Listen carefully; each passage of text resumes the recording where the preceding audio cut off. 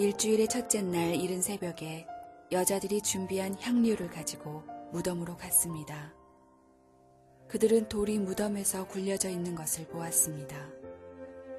그들이 안으로 들어갔으나 예수님의 시신이 없었습니다. 이 일로 여자들이 어찌할 바를 모르고 있을 때 빛나는 옷을 입은 두 사람이 그들 곁에 섰습니다. 여자들이 두려워하면서 얼굴을 땅 아래로 숙였습니다. 그 사람들이 여자들에게 말했습니다. 어찌하여 살아있는 분을 죽은 사람들 가운데서 찾느냐? 예수님은 여기 계시지 않고 다시 살아나셨다. 예수님께서 갈릴리에 계실 때에 하신 말씀을 기억하여라. 인자가 죄인의 손에 넘기워 십자가에 못 박히고 3일 만에 살아날 것이라고 말씀하셨다. 그때서야 여자들이 예수님의 말씀을 기억해냈습니다. 그리고 무덤에서 돌아와 이 모든 일들을 11 제자들과 나머지 모든 사람들에게 알렸습니다. 이 여자들은 막달라 마리아와 요한나, 야고보의 어머니 마리아와 다른 여인들이었습니다. 이들은 이 일을 사도들에게 말했습니다. 하지만 그들은 이 말을 허튼 소리로 듣고 여자들의 말을 믿으려 하지 않았습니다. 그러나 베드로는 일어나 무덤으로 달려갔습니다. 안을 들여다보았지만 수의만 놓여 있었습니다. 베드로는 이것이 어떻게 된 일인가 이상히 여기면서 집으로 돌아갔습니다. 자, 우리 가슴에 손을 얹고 믿음을 고백하고 하는 말씀 듣겠습니다. 하나님은 나를 사랑하십니다. 나는 그 사랑 안에 있습니다. 하나님은 오늘 나에게 말씀하실 것입니다. 그 말씀에 능력이 있습니다. 그 말씀에 생명이 있습니다. 나의 마음을 하나님께 열겠습니다. 나의 생각을 예수님께 집중하겠습니다. 들은 만큼 변합니다. 들은 만큼 행복해집니다. 예수님의 부활이라고 하는 사건은 많은 사람들의 마음을 불편하게 합니다. 교회를 다니고 예수님을 믿는다라고 고백을 하면서도 예수님께서 죽은 자 가운데서 부활하셨다라는 것을 얘기를 하면 고개를 갸우뚱거리고 머리를 극적이는 사람들이 적지 않습니다. 부활이 사람들을 불편하게 하는 이유는 그 생각의 베이스 안에 기적은 존재할 수 없다라고 하는 생각이 깔려 있는 것입니다. 영국의 옥스퍼드 대학의 교수고 지난 세기 최고의 기독교 변증가라고 할 수 있는 C.S. 루이스라고 하는 사람은 그런 태도를 시대적인 시건반증이라고 불렀습니다.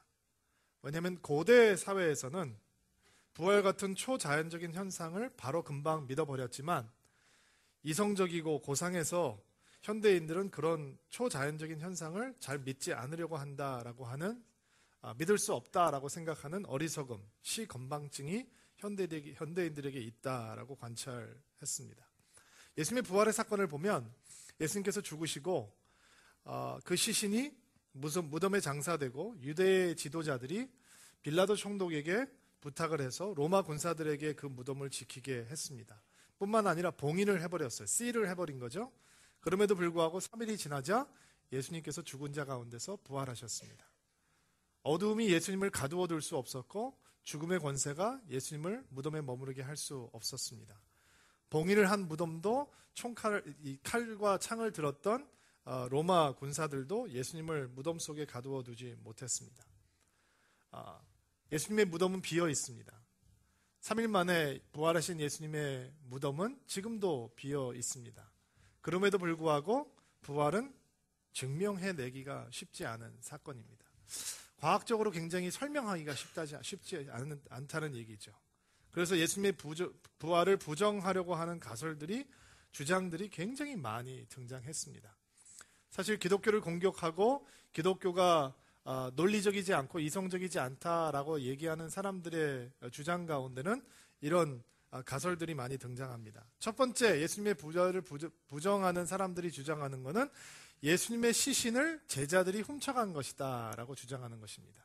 사실 마태복음에 이 기사가 나와 있는데요, 마태복음에는 예수님의 시신이 없어진 것을 알고 유대 지도자들이 많은 돈을 경비원들한테 주고 예수님의 제자들이 와서 훔쳐갔다고 소문을 퍼뜨려라 라고 하는 장면들이 등장을 하고, 지금도 사실은 유대인들은 예수님은 부활한 것이 아니라 예수님의 제자들이 예수님의 시신을 훔쳐간 것이다 라고 믿고 있습니다.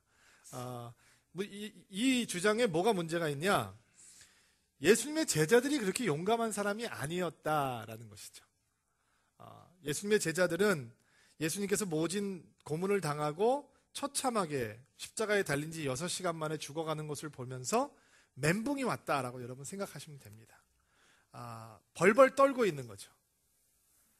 내가 지금 내 인생은 어떻게 되는 거지? 나도 저렇게 죽을 수 있는 건가? 라고 하는 충격 속에 꽁꽁 숨어 들었습니다. 그런데 그렇게 두려움과 공포 속에 사로잡혀 있던 예수님의 제자들이 자기의 목숨을 걸고 로마 군인들이 지키고 있는 무덤에 와서 그 큰 돌을 움직여내고 예수님의 시신을 훔쳐갔다라고 하는 것은 별도 설득력이 없는 것이죠. 만에 하나 이 유대인들의 주장이 사실이라면, 예수님의 제자들이 예수님의 몸을 훔쳐간 것이다 라고 하는 것이 사실이라면, 예수님의 제자들이 신흥 종교를 만든 거잖아요.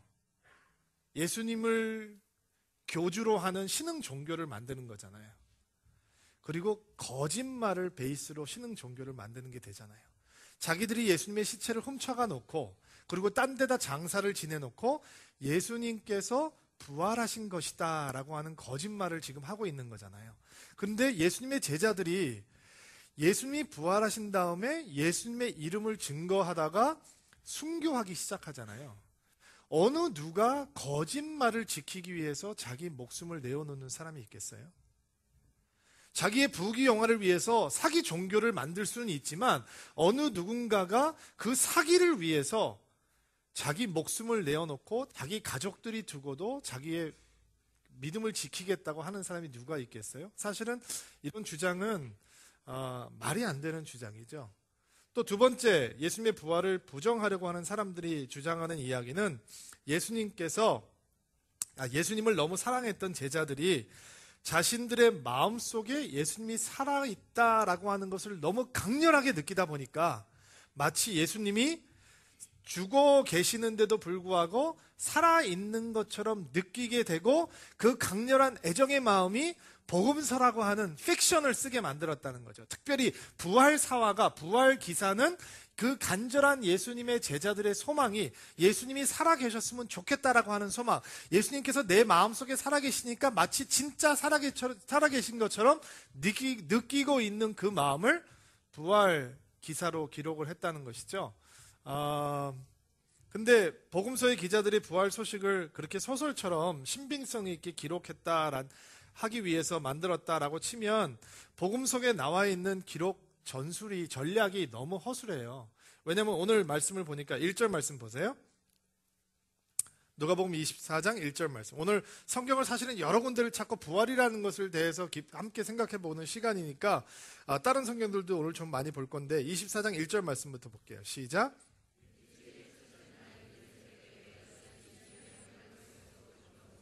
이른 새벽에 누가 나갔다고요? 여자들이 나갔다라고 얘기했죠. 자, 그럼 10절 말씀 보세요. 그 여자들이 누구였냐? 막달라 마리아와 요한나, 야고보의 어머니 마리아와 다른 여인들이었습니다. 이들은 이 일을 사도들에게 말했습니다. 자, 여자들을 처음 등장시키고 있단 말이에요. 그런데 당시의 사회 구조상 여자들의 지위가 너무 낮아서 여자들의 증언은 법정에서 증거로 채택될 수 없었어요. 제가 만든 룰이 아니니까, 당시의 문화적인 환경이니까. 그렇다면 제자들이 정말 너무 주님을 사모하기 때문에 예수님이 살아나시지 않은데도 불구하고 마치 예수님이 살아나신 것처럼 전략적으로 복음서를 기록했다면 괜찮은 등장 인물들을 먼저 등장시켜야 되는 거예요. 사회적으로는 지위가 있는 사람, 그 사람이 한마디를 하면 아무도 거스를 수 없는 사람, 우리가 지난번에 보았던 아리마대 요셉 같은 사람, 돈이 있고 권세가 있는 사람, 요한복음 3장에 나오는 니고데모 같은 공회원, 이런 사람들이 먼저 첫 증인이 되어야 이 사람들의 말이 신빙성이 있고 부활 기사가 사실은 다른 사람들에게 설득력 있게 다가가는 거예요. 그런데 여기에 나오는 것은 여인들이잖아요. 더군다나 10절에 보면 그 여인들의 이름이 등장하기 시작하는데 그 여인 이름 가운데 제일 먼저 어떤 여인의 이름이 등장하죠? 막달라 마리아라고 하는 여인의 이름이 등장하잖아요. 일기역 귀신 들렸다가 나음받은 여인, 몸을 팔아가면서 살아야 했던 여인을 제일 먼저 등장시키면서 예수님의 부활의 증인으로 소개하고 있다는 거죠. 무슨 얘기냐면 예수님의 제자들은 예수님의 부활 사건을 기록할 때 이것이 설득력이 있는지 없는지, 이 사람들의 크레디빌리티가 있는지 없는지를 증명하는 거에는 전혀 관심이 없다는 거죠. 왜? 예수님께서 살아나셨기 때문에, 예수님께서 정말로 부활하셨기 때문에 이 여인들이 어떤 크레덴셜을 가지고 있느냐에 대해서는 복음서 기자들이 전혀 관심이 없었어요. 또 부활을 부인하는 사람들은 어떤 주장을 하냐면 예수님께서 죽은 게 아니라 기절하셨던 거다. 예수님께서 모진 고문 때문에 실신을 하셨는데 시원한 돌무덤 속에 들어있다 보니까 시간이 지나고 깬 거다. 깨나셨다. 그리고 무덤을 확 제치고 나오신 거다. 그러니까 사람들이 마치 예수님께서 죽었다가 부활하신 것처럼 생각하게 된 거다라고 주장하는 사람들이 있어요. 19세기에 독일의 이성주의자들로부터 시작된 주장인데 사실은 한동안 굉장히 파퓰러했던 생각이에요. 그런데 이 생각의 문제점은 뭐냐면 예수님께서 십자가에 달리셨을 때 로마 군인들이 예수님을 죽이기 위해서 확인 사살을 했다는 거죠.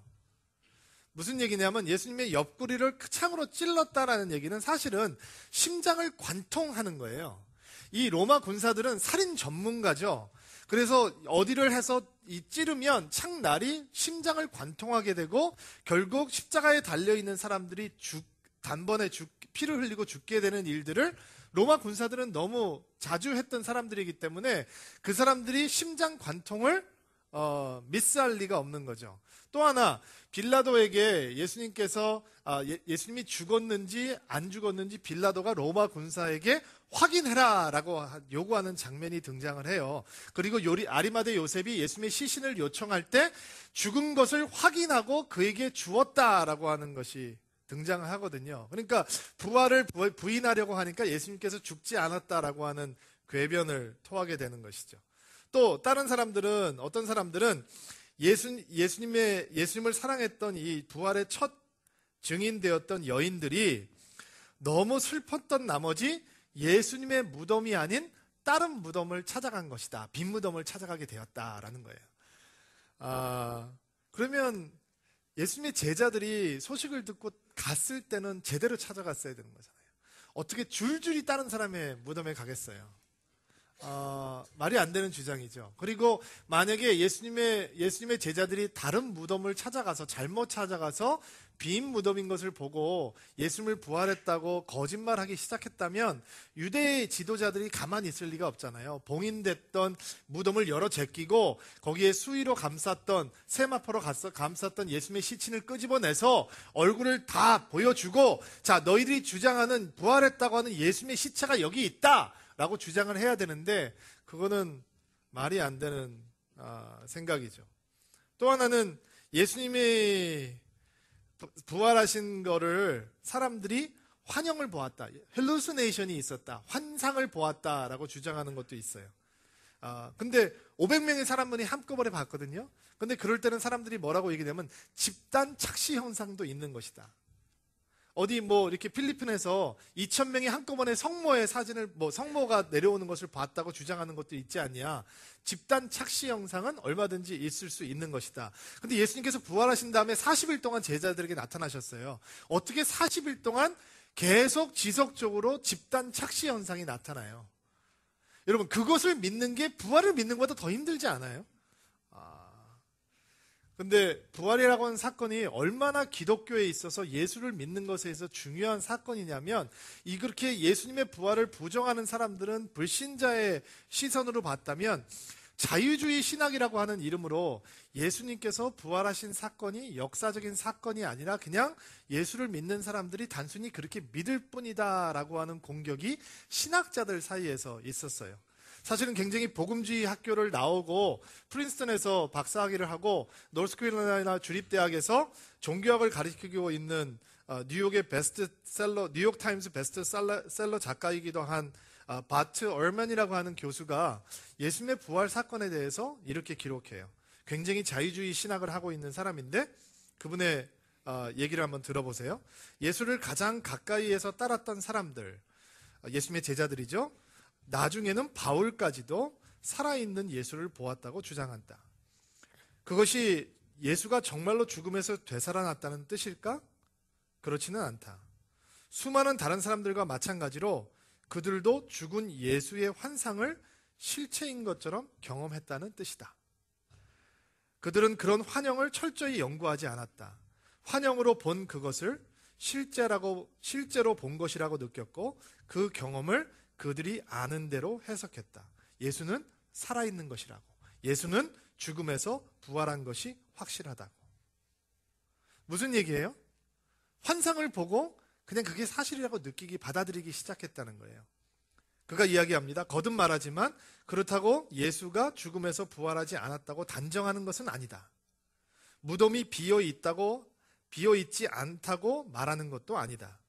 예수가 제자들에게 나타나지 않았고 하늘나라에 올라가지 않았다고 말하는 것도 아니다. 믿는 사람은 이 모든 것이 사실이라고 생각하지만 그들이 역사적인 증거를 근거로 예수님의 부활을 믿는 것은 아니다. 다만 믿음으로 그 주장을 받아들일 뿐이다. 너무 교묘하죠?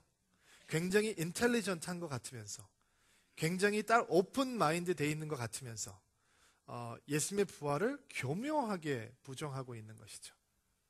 그 사람들이 보았을 것이다. 그러나 그것은 역사적인 사실은 아마 아닐 거다. 그들이 그냥 그렇게 보았다고 믿음으로 받아들일 뿐이다. 어느 누구도 부활을 역사적으로 증명할 수 없다. 부활의 기적은 일어난 것이 아니고 결국 예수의 매니아들이 나약하게 죽어간 예수님이 살아났다고 그것을 믿음으로 받아들이기 시작하고 그것을 전파하기 시작하는 것이 바로 부활이다라고 가르치고 있는 거죠.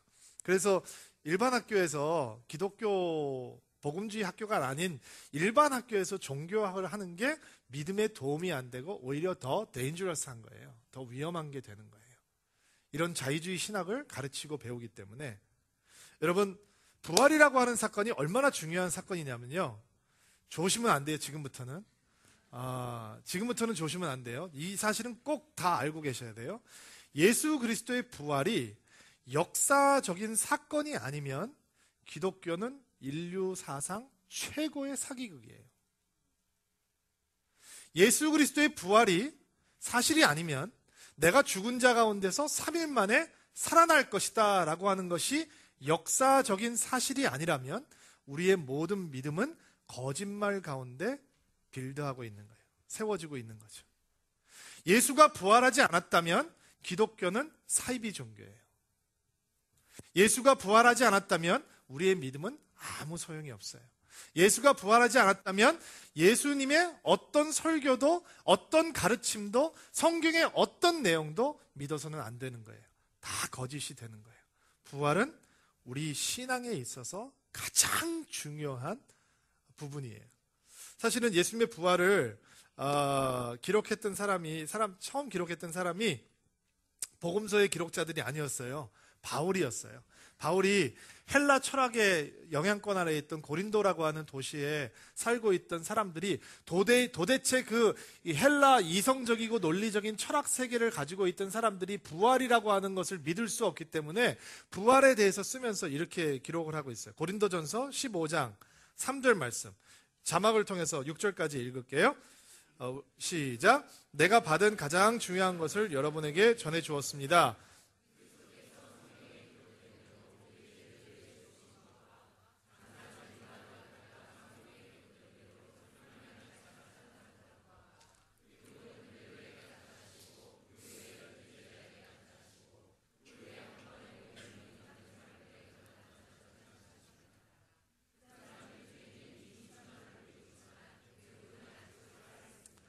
자, 사도 바울은 부활이라고 하는 사건을 설명을 하면서 뭐라고 얘기를 하고 있냐면, 부활은 믿음으로 받아들이는 것이다 라고 얘기하고 있지 않아요. 부활은 믿음으로 믿는 것이다 라고 얘기하지 않고, 12 제자가 보았고 500명의 목격자가 있고 그 가운데 죽은 자들도 많이 있지만 대부분의 사람들은 살아있어서 당신들이 원한다면 부활이 역사적인 사실이라고 하는 것을 확인할 수 있다라고 증언하고 있다는 것이죠. 여러분, 예수님의 제자들이 예수님을 3년 동안 따라다녔지만 예수님 앞에 온전히 헌신되어 있지 않았잖아요. 예수님을 제대로 믿지 못했거든요. 근데 부활 사건 이후에 이들이 변하기 시작해요. 예수님이 십자가에 달리셨을 때 예수님의 제자들이 다 도망갔었잖아요. 근데 부활하신 예수님을 만나면서 제자들은 바뀌기 시작한단 말이죠. 여러분, 자신들이 거짓말을 해서 예수님의 부활을 속였다면 어떻게 예수님을 향해서 자기의 목숨까지 드리며 따라갈 수 있는 그런 예수님의 제자로 살 수가 있었겠어요? 저는 오늘 제자들의 변화를 보면서 우리 안에 그런 변화가 있게 되기를 주의 이름으로 축복합니다. 예수님의 부활의 사건을 제자들이 어떤 변화를 경험했는지 세 가지 변화를 소개해드리면서 결론을 맺으려고 하는데, 이게 그냥 머리만 스치고 지나가는 것이 아니라 여러분의 가슴과 여러분의 삶을 진정으로 변화하는 여러분의 인생에 있어서 가장 축복의 사건이 되기를 주의 이름으로 축복합니다. 첫 번째, 부활은 제자들의 낙심과 슬픔을 기쁨으로 바꾸어 놓았던 사건이었다라는 것입니다. 제자들이 가지고 있던 낙심과 슬픔을 기쁨으로 바꿔 놓았어요. 그러면 여러분이 누리고 있는, 여러분이 겪고 있는 낙심과 슬픔을 기쁨으로 바꿔 놓는 사건이 뭐냐? 살아계신 예수님, 그 부활하신 예수님을 만나는 사건이라는 것이죠. 예수님의 죽음이 예수님을 따랐던 제자들뿐만 아니라 예수님에 대해서 관심을 가지고 있던 모든 사람들에게 좌절과 낙심을 가져다 주었을 거예요. 예수님이 예루살렘에 들어오실 때 왜 사람들이 그렇게 환호성을 지르느냐? 그들은 정치적인 메시아, 군사적인 메시아를 기대했다는 거죠. 이스라엘을 회복시킬 수 있는 리더를 원했는데 그들이 원했던 리더가 십자가에서 나약하게 죽어버렸어요. 그리고 그들의 관심은 사라져버렸을 거예요. 예수도 별 볼 일 없는 자칭 메시아였구나. 진짜 메시아라면 저렇게 죽어갈 리가 없지라고 생각을 했겠죠. 예수님 당시에 이미 수많은 자칭 메시아들이 등장하고 있었거든요. 그리고 그들은, 예수님을 사랑했던 제자들은 큰 낙심과 좌절 속에서 죽음 앞에서 눈물을 흘리고 있었어요. 깊은 한숨을 쉬고 있었어요. 낚시 너무 컸기에 예수님의 빈 무덤을 보면서 무덤이 비었다라고만 생각을 했지 예수님께서 살아나셨다라고 하는 것은 생각하지 못했어요. 마가복음 16장 10절 말씀 한번 읽어보세요.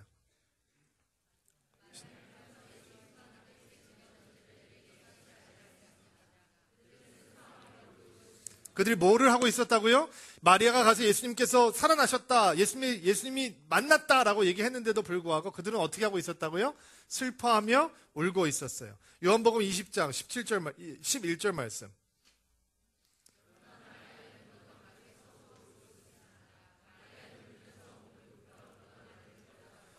자, 예수님의 죽음이 얼마나 놀라운 사건이었냐면, 얼마나 큰 좌절과 낙심과 슬픔을 가져준 사건이었냐면, 예수님께서 무덤에서 살아나시고 무덤이 비었는데도 그 빈 무덤을 보고 좋아할 줄 모르고 슬퍼하고 낙심하고 있었다는 것이죠. 그들이 그렇게 큰 슬픔과 좌절 가운데 있었다는 거예요. 근데 그들이 예수님을 만난 다음에 그들은 정말로 변하기 시작해요. 예수님의 부활이 그들을 바꾸기 시작하는 것이죠. 이 마태복음 28장 8절 말씀, 우리 형제님들만 한번 읽어보세요. 시작.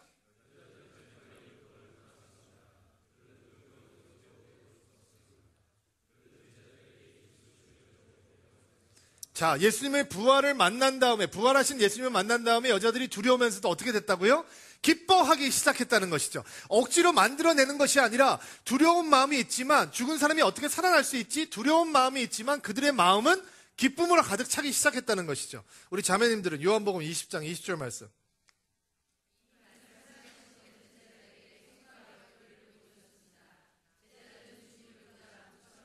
자, 예수님께서 제자들에게 나타나셔서 못 믿는 제자들에게 시청각 교육을 시켜주시는 거죠. 만져봐, 손가락 넣어봐, 이거 봐, 창자국 봐, 쑥 들어갔지, 다 보여주시는 거예요. 그리고 그것을 보고 제자들이 어떻게 됐다고요? 민망해하지 않고 자기들을 수치스럽게 생각하지 않고 그들은 기뻐하기 시작했다는 것이죠. 죽음을 이길 수 있는, 슬픔을 이길 수 있는 기쁨이 죽은 하나님을 만나서는 생기지 않아요. 살아계신 하나님을 만났을 때 그 기쁨이 우리 삶 속에 충만하기 시작하는 거예요. 눈물이 사라지고, 아멘? 한숨이 사라지고, 낙심이 사라지고, 좌절이 사라지고, 그들에게 기쁨의 역사가 생기기 시작하는 것이죠. 여러분, 믿음의 사람들이 누릴 수 있는 가장 큰 복 중에 하나는 최악의 환경 속에서도 이 영원한 기쁨을 놓치지 않는 거죠. 어떻게 보면 자기의 삶을 돌아보면 한순간 나오지 않는데 부활하신 살아계신 예수님이 내 안으로 쑥 들어오면 그 상황이 흔들 수 없는 기쁨이 우리를 충만하게 세우기 시작하죠. 그래서 사도 바울이 그런 고통스러운 환경 속에서도 내가 너희에게 말하노니 너희는 기뻐하라 라고 얘기하는 거죠. 우리가 알고 있는 기쁨은 조건적이죠. 우리가 알고 있는 기쁨은 상황적이에요.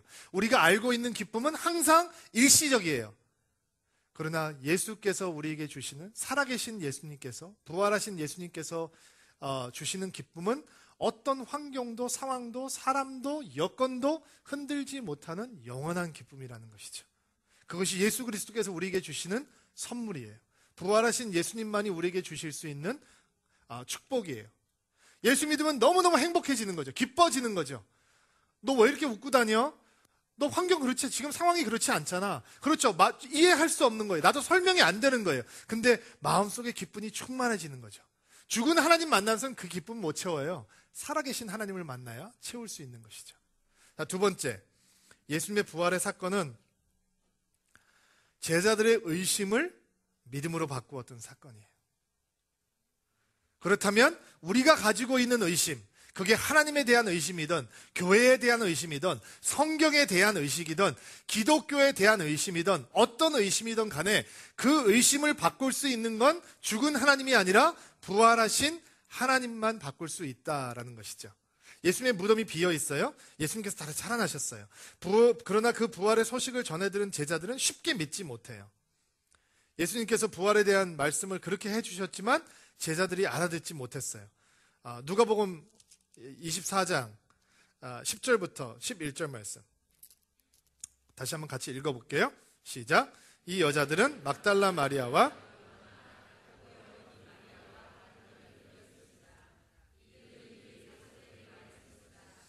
하지만 그들은 이 말을 허튼 소리로 듣고 여자들의 말을 믿으려고 하지 않았다.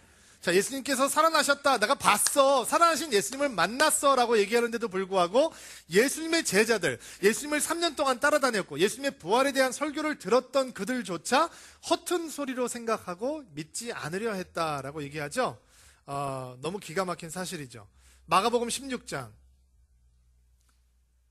10절 11절 말씀 같이 읽어봐요. 시작.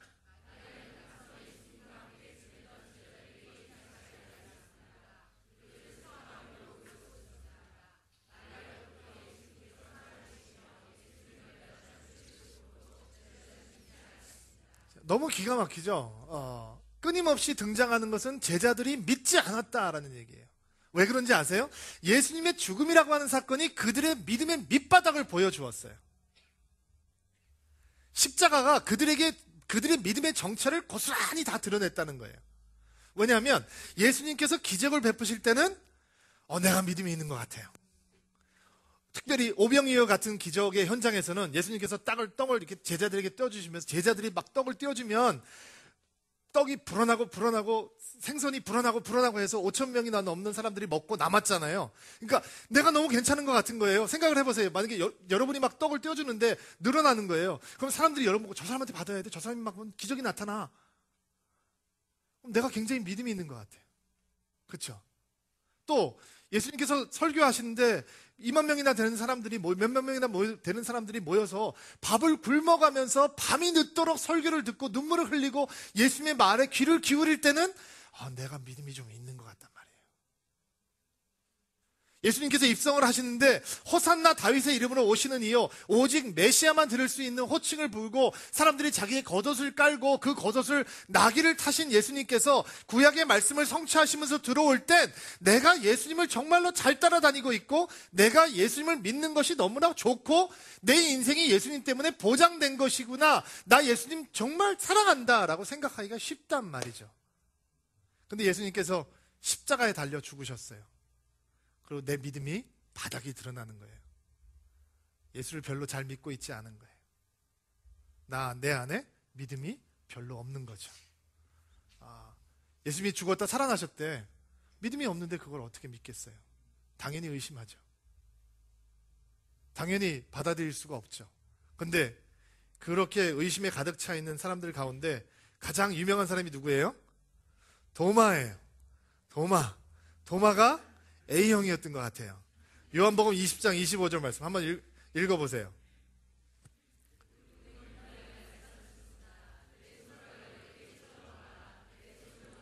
다시 25절 말씀, 27절이 아니고 25절 말씀.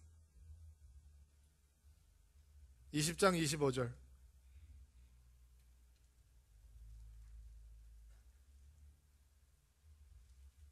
제가 읽을게요. 그래서 다른 제자들이 도마에게 우리가 주님을 보았다라고 말했습니다. 그러자 도마는 내가 직접 예수님 손에 있는 못자국을 보고 내 손가락을 그분의 못 박힌 곳에 찔러보고 내 손을 그분의 옆구리에 넣어보기 전에는 못 믿겠다라고 말했습니다. 다른 사람들은 믿기 시작하는데 끝까지 믿지 못하는 사람이 있는 거예요. 근데 도마가 시원찮은 사람이 아니에요. 우리보다 괜찮은 사람이에요. 예수님을 3년 동안 따라다녔고 예수님께서 나사로를 살리자 가자라고 했을 때 그 사람은 얼마나 예수님을 향한 열정이 있었는지 우리가 주를 위해 죽으러 가자 그랬어요. 그 정도로 열정이 있던 사람인데 내가 확인하기 전까지는 믿지 못했다라고 해야죠. 근데 그 도마가 부활하신 예수님을 만나요. 자, 요한복음 20장 27절 28절 자막 넣어주세요. 시작.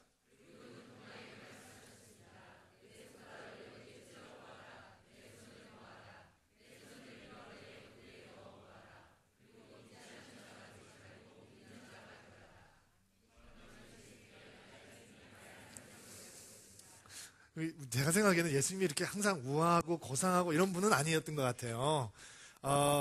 집어넣어보라고 그러시는 거예요. 손가락 넣어보라고. 그러면서 뭐라고 그러면 믿지 않는 자가 되지 말고 의심하는 자가 되지 말고 믿는 자가 되라 라고 말씀하시잖아요. 그리고 도마가 부활하신 예수님을 만나는 거죠. 그리고 그의 고백이 어떻게 바뀌죠? 나의 주님, 나의 하나님. 처음이에요. 도마가 3년 반 동안 예수님을 쫓아다니면서 그분을 하나님으로 고백하는 것은 지금이 처음이에요. 랍비여, 나의 선생님이여, 나의 주인이시여 라고 하는 것은 고백이 있었지만 그러나 당신은 나의 하나님입니다 라고 고백하는 믿음의 고백은 이제 처음 등장하기 시작하는 거예요. 뭐 때문에? 예수님의 부활 사건 때문에. 만져보아서가 아니라 살아나신 예수 그리스도를 바라보고 정말로 제자들은 변하고 있었어요. 그리고 그 의심 많은 도마가 인도에 자기 자신을 노예로 팔고 이 마드라스라는 곳에서 순교할 때까지 정말 예수 그리스도의 사람으로 살아가기 시작하는 것이죠. 여러분, 의심에 사로잡혀 있는 믿음은 소심한 믿음이에요. 거기 능력 없어요. 믿음의 담대함도 경험하지 못해요. 믿음의 담대함은 의심이 사라지고 하나님이 내 안에 살아계신다라는 것을 느끼는 사람들만 할 수 있는 거예요. 예수님께서 부활하신 다음에 제자들이 어떻게 변하기 시작하냐면 요한과 베드로가 성전에 기도하러 올라가는데 성전 미문 앞에 안진뱅이 거지가 한 명 앉아 있었어요. 평소 같으면 그냥 지나갈 거예요. 근데 그들에게 부활하신 예수님을 만난 다음에 의심이 사라지고 뭐가 생겼다고요? 믿음이 생겼거든요. 담대한 믿음이 생겼단 말이에요. 그러니까 앉아있는 거지를 보고 돈 뚱 던지고 가는 게 아니라 가서 뭐라고 얘기를 하냐면 금과 은은 내게 없거니와 내게 있는 것으로 너에게 주노니 곧 나사렛 예수의 이름으로 명하노니 일어나 걸으라 라고 지나간 게 아니고 일어나 걸으라 그리고 손을 내밀어서 일으켜 세우기 시작하는 거예요. 그러니까 이 사람이 뛰기도 하고 걷기도 하며 하나님을 찬양했다라고 얘기하는 거죠. 믿음은 담대한 거예요. 하나님이 살아계시기 때문에 담대한 거거든요. 근데 죽어있는 하나님을 섬기는 사람들은 담대하지 않아요. 살아계신 하나님을 만나는 사람만이 담대한 믿음을 갖는 거예요. 저는 오늘 함께 예배드리고 있는 여러분들 가운데 정말 그 살아있는 믿음, 담대한 믿음이 충만하게 되기를 바랍니다. 여러분 아무것도 못할 것 같죠? 여러분 교회에서 일 시키면 여러분 감당 못할 것 같죠? 여러분은 선교사 못할 것 같죠? 여러분은 여러분을 통해서는 역사 안 일어날 것 같죠? 여러분 틀렸어요. 살아계신 예수님 만나면 여러분을 통해서 역사가 나타나는 거예요. 여러분을 통해서 하나님께서 하나님의 일을 이루어 가시는 것입니다. 자, 세 번째, 부활이라고 하는 사건의 의미는 죽음의 어두운 권세가 생명의 영광으로 바뀌는 사건이에요. 죽음의 어두운 권세가 생명의 영광으로. 여러분, 이 땅에서 가장 위대한 힘은 뭔지 아세요? 죽음의 힘이에요. 창세기 3장 이후로 인간의 역사 가운데 죽음이 등장을 하게 되고, 그리고 그 후 인간의 사망률은 몇 퍼센트? 100%예요. 어떤 위대한 정치가도, 어떤 위대한 권세가도, 어떤 위대한 부자도, 어떤 지혜자도, 어떤 종교인도 사망을 피해갈 수 있는 사람은 단 한 명도 없었어요. 죽음이 뭔지 아세요? 생명을 빼앗아 버리는 거예요. 그게 죽음의 권세예요. 근데 부활은 뭔지 아세요? 죽음에서 죽음에게 생명을 집어넣는 거예요. 그리고 그 죽음의 권세를 빼앗아 버리는 것이, 그것이 부활이에요. 죽음이 없어져 버리는 거예요. 사도 바울이 이 얘기를 하다가 너무너무 감동을 해가지고요, 이런 고백을 해요. 죽음아, 너의 승리가 어디 있느냐? 이게 언어적으로 보면 무슨 얘기냐면, 죽음아, 너의 승리가 없어졌지? 죽음아, 너의 찌르는 것이 어디 있느냐? 네가 찌르는 그 칼날이 다 사라져 버렸지? 라고 얘기를 하는 거예요. 한번 읽어볼까요? 고린도전서 15장 54절부터 57절 말씀. 썩을 몸이, 시작.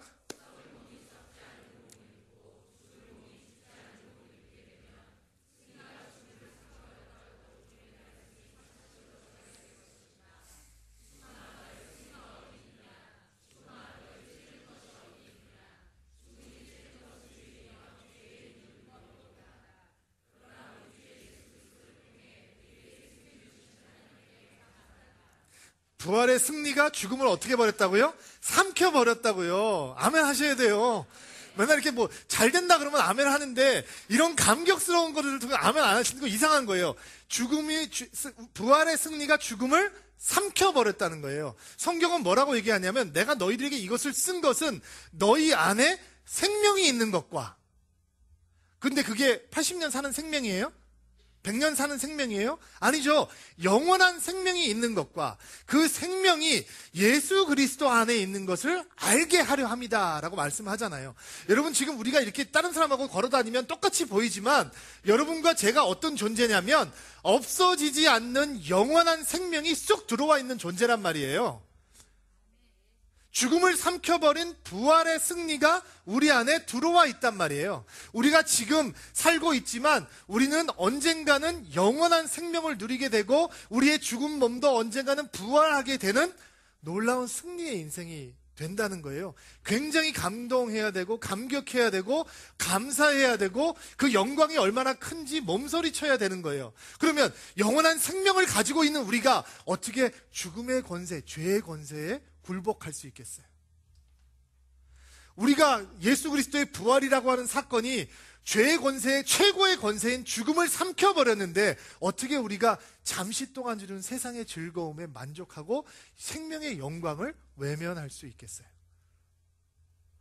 어떻게 이 부활의 영광을 가지고 있는 교회가 세상에서 굴욕적인 태도로 지낼 수 있겠어요? 이 부활의 영광은 그리스도인들이 누릴 수 있는 최고의 영광이며 최고의 승리며 최고의 권세입니다. 이 부활의 승리를 예수 그리스도께서 여러분 안에 부어주셨어요. 제가 여러분을 3번 축복할 텐데 아멘 하시면 그 말씀이 여러분 가운데서 온전히 이루어질 줄로 믿습니다. 첫 번째 축복은 이것입니다. 부활하신 예수님, 살아계신 예수님 만나서 여러분의 좌절과 낙심이 기쁨으로 변하는 역사가 있을지어다. 두 번째 축복은 여러분이 죽어있는 하나님이 아니라 살아계신 예수 그리스도를 만나서 여러분의 의심이 믿음으로 변하는 놀라운 역사가 있을지어다. 자, 세 번째 축복은 이거예요. 길면 80년밖에 살지 못한다고는 이 유한한 육신 가운데 영원히 없어지지 아니하는 생명의 권세가 충만한 것을 기억하고 사는 여러분이 될지어다. 같이 한번 기도하겠습니다. 주님, 예수님께서 부활하셔서 우리에게 어둠의 권세를 이기는 놀라운 승리가 임해오게 하심을 감사합니다. 선포하고 축복한 대로 함께 예배하는 드림인들의 삶 가운데 슬픔이 기쁨으로 변하고 의심이 믿음으로 바뀌고 죽음의 권세가 생명의 영광으로 바뀌는 놀라운 역사가 있게 도와 주시옵소서. 예수님의 이름으로 기도하옵나이다.